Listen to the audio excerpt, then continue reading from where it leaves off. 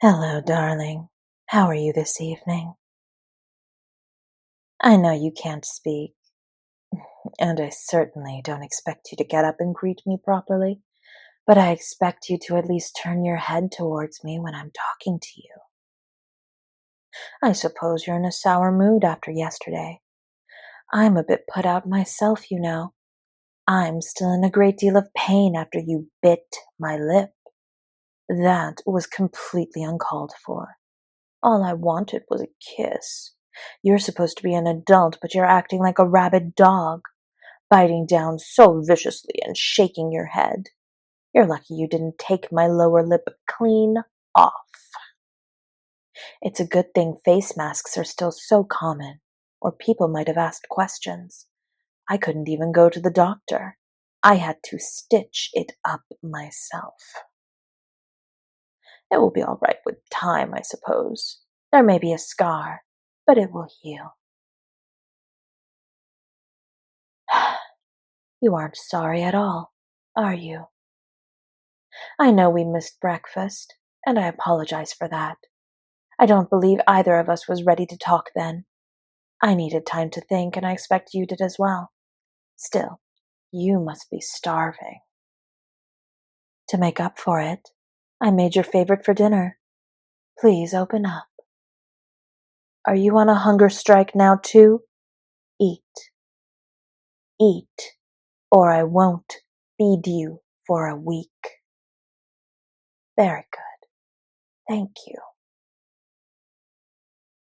I wonder, can you still taste my blood on your tongue? Does it make you feel proud, acting like a wild animal? Are you happy that you hurt me? Your eyes are drooping, dear. Are you getting sleepy so quickly? I thought the medicine would take longer than this. You must have been quite tired to start. Oh, poor thing. There. No need to whimper, darling. It's all right. It's just enough to make you stay still for me, and hopefully it will calm you down. There. Just rest your head in my lap. You have such beautiful hair. I'm almost afraid to touch it lest I ruin it. Well, a little petting now and then won't hurt. I'm the only one who sees you anyway. I can fix it later. Relax. Your neck is so stiff and I don't want you to cry. You know how I feel about crying. I imagine your mind is racing right now, coming up with all sorts of strange thoughts. You do so like to jump to the worst conclusion. Well, to put your mind at ease, please allow me to explain what's going to happen next. I won't allow you to hurt me in my own home.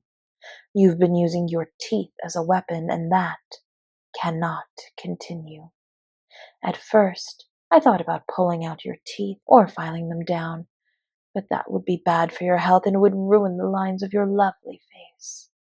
So I decided to take a more conservative approach. I'm going to sew your mouth shut. Oh, shh. It will be all right. This is just for now. I can always snip the threads later, once you've had some time to appreciate your life without them, and the generosity that I show you. Here, let me get my sewing kit.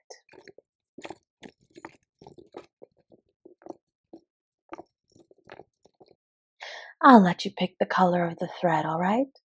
Like I did with your eyes. I'll describe them, and you can shake your head a little if a color appeals to you.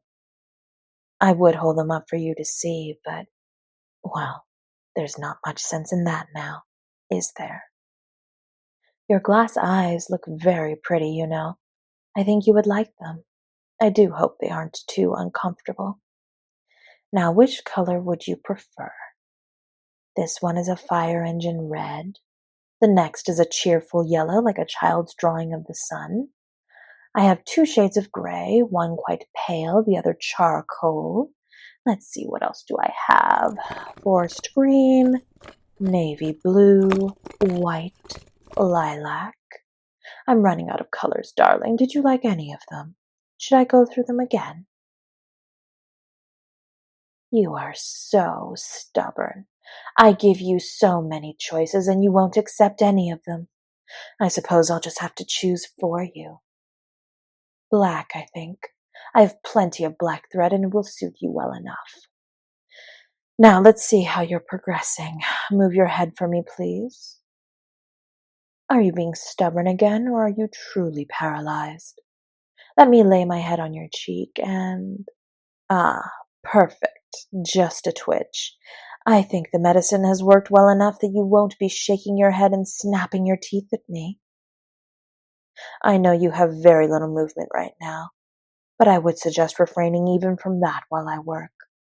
I wouldn't want to hurt you more than necessary. Now, let's begin. Shh.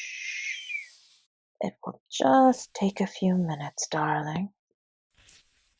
You're bleeding more than I expected. You do so like to make a mess of things. Perhaps I shouldn't have bothered offering you a choice of colors. It's all stained now. At least the black hides it, more or less.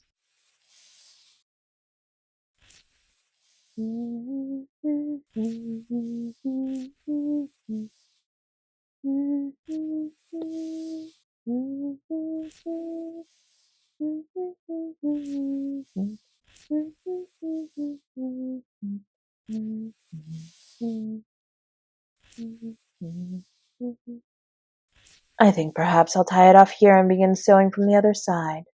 That way I can leave enough room near your cupid's bow for a straw to fit. I wouldn't want you to starve or become dehydrated just because we had this little tiff. That would just be terrible. I imagine this won't be very good for your oral health, not that you've been terribly cooperative with that in the past. I wonder if there is a mouthwash you can safely swallow. Perhaps I'll give that to you as a treat if you can behave. I'll have to look into it. Shh.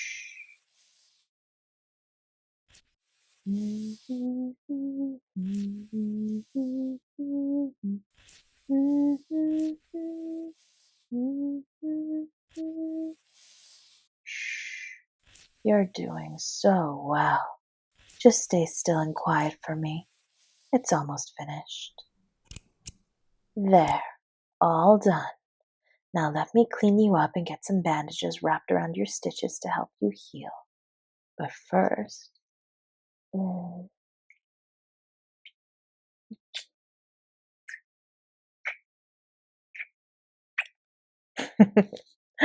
It's so wonderful to know that I can finally kiss you.